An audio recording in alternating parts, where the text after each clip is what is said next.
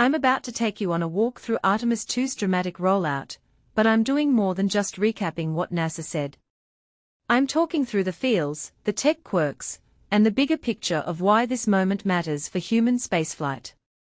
If you're here for a hot take, a little nerdy folklore about launch logistics, and a peek behind the curtain of NASA's decision-making, you're in the right place. So, what's actually happening here? NASA is wheeling the Space Launch System, the 98-meter-tall behemoth that's essentially a mobile skyscraper, out of the Vehicle Assembly Building and onto Pad 39B at Cape Canaveral. Why now? Because after a hiccup with the helium system during a fueling test, they paused, did the hard look, replaced suspected components, and now they are running the pad checks again. In my opinion, that's a textbook example of NASA's risk-averse, but relentlessly methodical culture in action. They'd rather miss a window than risk a failure on launch day. What makes this really interesting is how much trust and precision go into a rollout that most people will barely register as a slow 4-mile crawl. Let me break down the two big threads you're watching here. First, the rollout itself. The huge ship, the SLS, is basically a giant pressure vessel on wheels, moving at a snail's pace, about 1 mile per hour, so the team can intercept any odd wobble or moment of strain. Personally, I think the slow crawl is less about drama and more about physics. Every micromotion translates into stress that compounds across a multi-billion-dollar stack.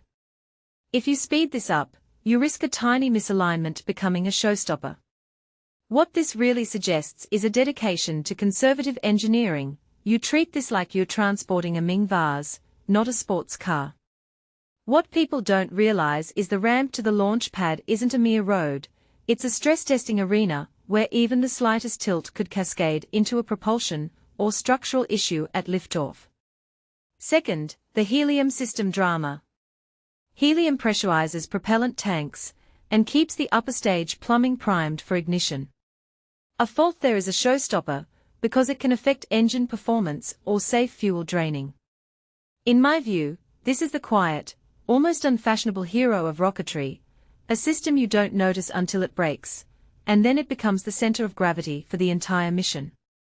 The fix wasn't just swapping some parts, it was a careful revalidation of how those parts behave under the full sequence, from stacked status in the VAB to the real-world dynamics on the pad.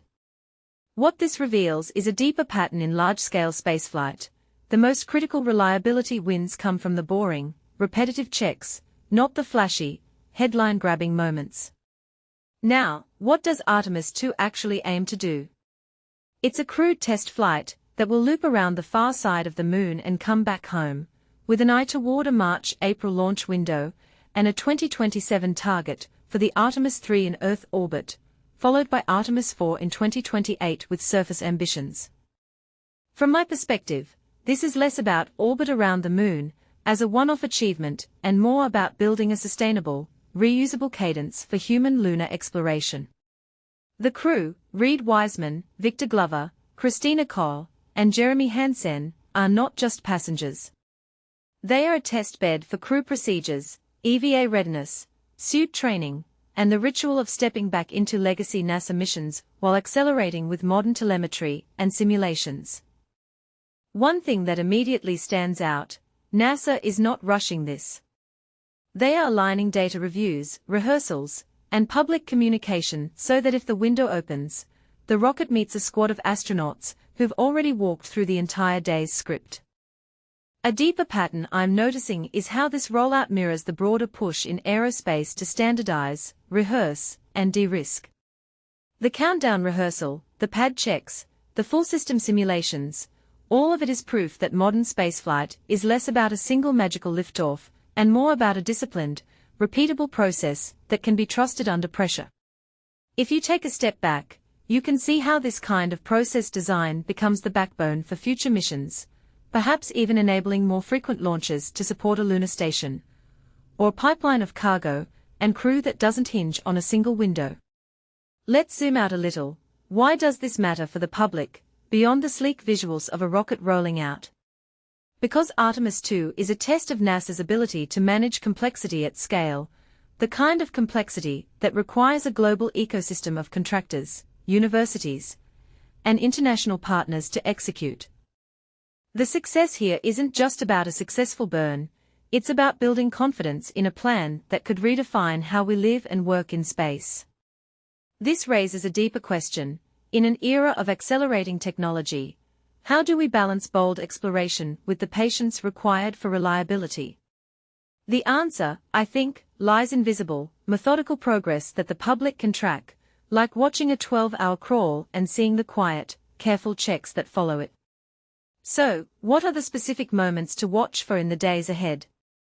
If the pad tests pass and the data clears, Artemis II could proceed with the launch window in early April. But if anything shows up, pressure readings, valve behavior, system telemetry, NASA will pause again. My expectation is that they'll publish a data-driven verdict rather than a hype-driven one.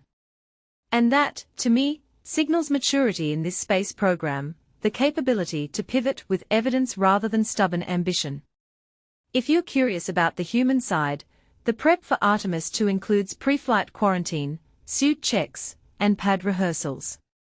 This isn't a throwback to a single heroic moment, it's a carefully choreographed sequence designed to minimize risk while maximizing readiness. The takeaway here is simple: in spaceflight, certainty is earned, not assumed. The team earns it through repeated, rigorous practice and an unflinching commitment to safety. Before we wrap, a quick reflection: this whole arc, from the VAB to the pad, from a rollback to a rollout, from a failed helium test to a confident plan, embodies a larger trend. We are watching a multi-decade, multinational effort to normalize crewed lunar exploration, with an emphasis on reliability, repeatability, and resilience. It's not just about landing people on the moon, it's about creating a sustainable pipeline for humanity to explore space without constantly reinventing the wheel. So, what do you think is the most underappreciated part of Artemis II's rollout? Do you see the same pattern of cautious progress that I'm spotting? Or do you have a different read on how NASA is balancing risk and ambition? Drop your thoughts in the comments, and if you enjoyed this breakdown, hit subscribe and I'll keep you posted as the April window unfolds. This is the kind of story that rewards looking beyond the headline and listening to the quiet, meticulous work that makes big journeys possible. Closing thought: whether Artemis II hits the ground running or hits another pause, this process is shaping the blueprint for how we reach back to the moon, and perhaps, how we reach further into the solar system. The question isn't just when we'll launch again, it's what kind of space program we are building for the next generation. And I'm here for it.